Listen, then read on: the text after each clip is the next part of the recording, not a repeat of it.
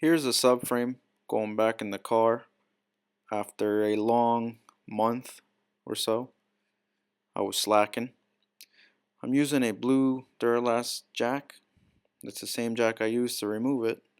Same one I'm using to put it back in place.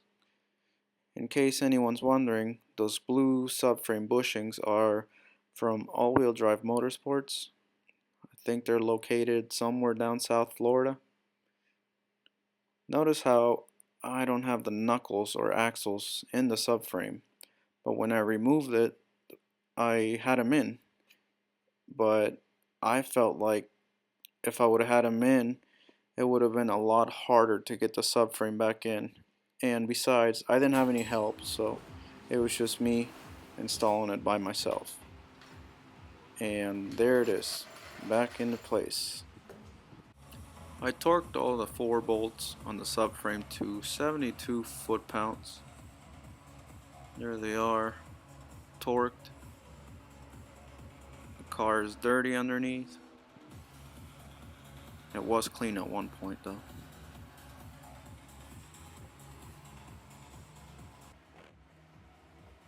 Here's a drive shaft going back into place.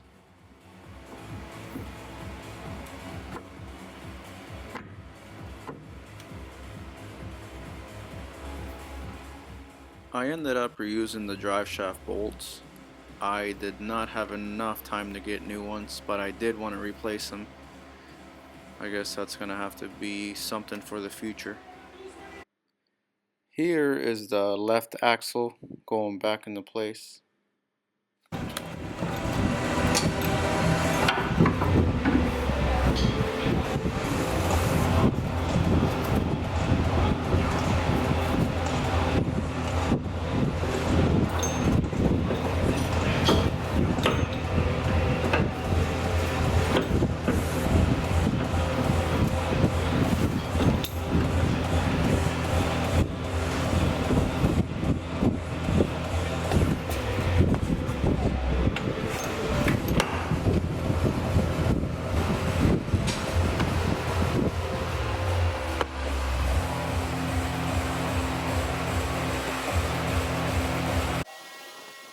Here I'm applying anti-seize to the splines of the axle.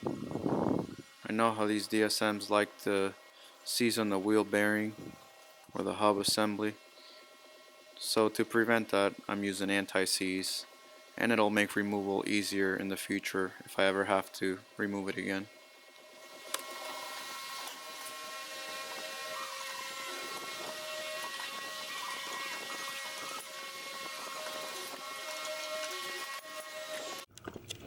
So the car is finally completed. It's down on the ground.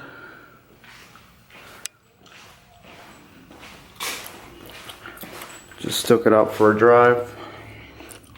Drives the same. I wasn't expecting anything to change. Although I do want to raise the back. I think it's a little too close to the wheel or the tire.